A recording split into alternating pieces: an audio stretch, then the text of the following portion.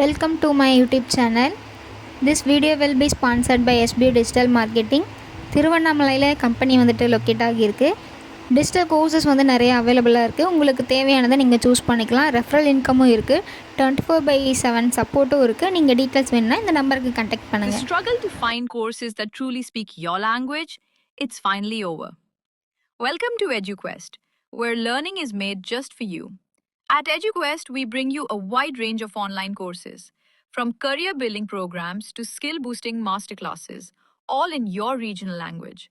Because we believe language should never be a barrier to success. Our courses are tailor made after understanding what today's learners really need. So why wait? Start learning the smarter, simpler way only with EduQuest. Visit eduquest.courses and explore your next course today. And hey, don't miss out on our exciting offers and promotions. Hi guys, welcome to my channel. இன்றைக்கி நம்ம potato gravy எப்படி பண்ணலான்னு பார்க்கலாமா? அதுக்கு first potato நல்லா boil பண்ணிக்கோங்க. Boil பண்ணிவிட்டு தோலை வந்துட்டு நல்லா உரித்து வச்சுக்கோங்க. சும்மா லைட்டாக டச் பண்ணாலே அந்த தோல் வெளியே வரும். அந்தளவுக்கு பாயில் பண்ணிக்கோங்க. அடுத்து நமக்கு இதுக்கு தேவையான வெங்காயம் தக்காளி எல்லாம் கட் பண்ணலாம். வெங்காயம் வந்துட்டு ஒரு பெரிய வெங்காயமாக இருந்தால் ஒரு 1.5 எடுத்துக்கோங்க. தோலை ரிமூவ் பண்ணிவிட்டு மணக்கிறது தான், அதனால் ஒரு சும்மா கட் பண்ணிக்கோங்க. அடுத்து ஒரு 2 தக்காளி, இது வந்து ஒன்று வந்து குட்டி குட்டியாக கட் பண்ணிக்கோங்க. 2 வந்துட்டு பெருசாக இது பண்ணிக்கோங்க அரைக்கிறதுக்காக. நெக்ஸ்ட்டு இஞ்சி பூண்டு வந்து உரித்து வச்சுருக்கேன், அதுவுமே வந்து ஆட் பண்ணிக்கலாம். தேங்காய் வந்துட்டு ஆட் பண்ணிக்கோங்க. அப்போ தான் கிரேவி வந்து நல்லா திக்காக வரும். ஆயில் ஊற்றிக்கலாம். வடை சட்டி வச்சு ஆயில் ஊற்றிக்கோங்க. இப்போ நம்ம கட் பண்ணி வச்சது எல்லாமே போட்டு வணக்கி அரைக்கிறதுக்கு வணக்கிடலாம். கொஞ்சமாக சீரகம் போட்டுக்கோங்க, பொரியட்டும். அடுத்து நம்ம வச்சுருந்த இஞ்சி பூண்டு, அடுத்து வந்து பார்த்திங்கன்னா தேங்காய் எல்லாத்தையும் போட்டு நல்லா வணக்கிக்கோங்க. வணக்கிட்டு ஒரு கப்பில் மாற்றிடுங்க. அடுத்து வெங்காயமும் தக்காளியும் வந்து கட் பண்ணி வச்சுருப்போம், அதையும் வந்து ஆட் பண்ணி நல்லா வணக்கி எடுத்துருங்க.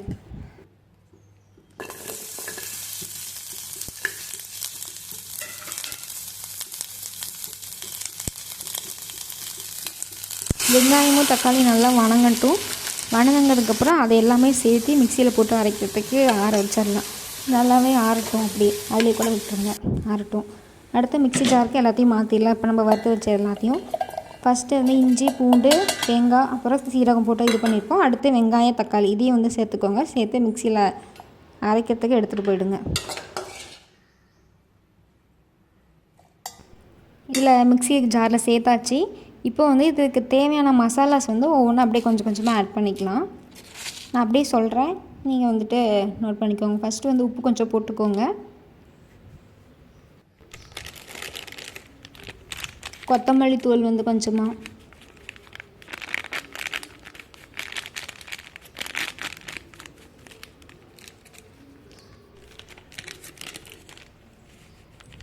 கொஞ்சமாக மிளகாத்தூள்,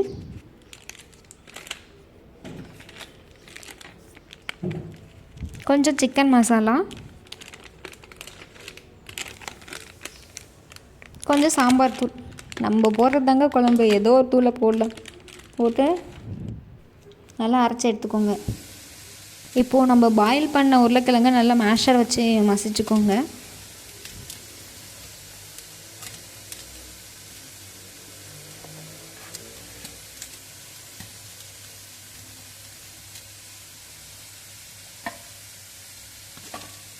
உருளைக்கிழங்கு எல்லாமே மசிச்சாச்சு. அவ்வளோதான், கிரேவி முக்கால்வாசி ரெடி ஆகிடுச்சு.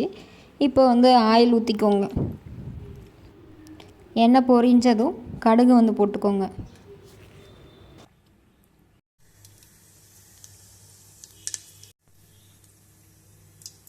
கடுகு சீரகம் நல்லா பொரிஞ்சதுக்கப்புறம் வெங்காயம் வந்து போட்டுக்கோங்க. வெங்காயம் நம்ம ஆல்ரெடி அந்த 1.5 வெங்காயம் கட் பண்ணியிருந்தோம் பார்த்திங்களா, அதில் கொஞ்சம் எடுத்து வச்சுருந்தேன். அடுத்து வந்துட்டு வெங்காயம் நல்லா வணங்கட்டும், வெயிட் பண்ணுங்கள். அடுத்து நம்ம தக்காளி போடணும். அதுக்கு முன்னாடி பச்சை மிளகாய் ஏதாவது வீட்டில் வச்சுருந்தீங்க அப்படின்னா ஒரு 2-3 பச்சை மிளகாய் போட்டுக்கோங்க. ஜஸ்ட்டு ஒரு ஃப்ளேவருக்காக தான். அடுத்து கருவேப்பிலை கொஞ்சம் போட்டுக்கலாம்.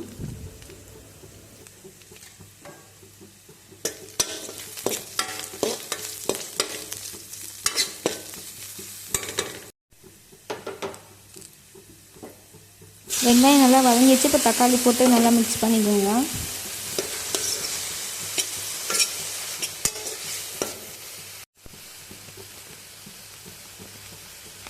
தக்காளி நல்லா வணங்கினதும் மசிச்சு வச்ச பொட்டேட்டோ வந்து ஆட் பண்ணிக்கோங்க.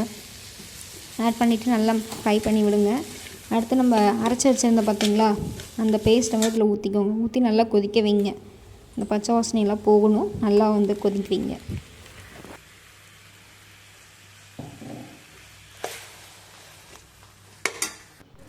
நல்லா மிக்ஸ் பண்ண பிறகு தண்ணி வந்து தேவையான அளவு ஊற்றி நல்லா கொதிக்கணும். கொதித்தா தான் அந்த ஸ்மெல்லெல்லாம் போய் டேஸ்ட்டாக இருக்கும். குழம்பு வந்து ரொம்ப டேஸ்ட்டாக இருக்கும். அவ்வளோதான், ரெடி ஆகிடுச்சு. இப்போ நீங்கள் சர்வ் பண்ணலாம். ரொம்ப டேஸ்ட்டாக இருக்கும். ட்ரை பண்ணிவிட்டு கமெண்ட் பண்ணுங்கள். தேங்க்யூ.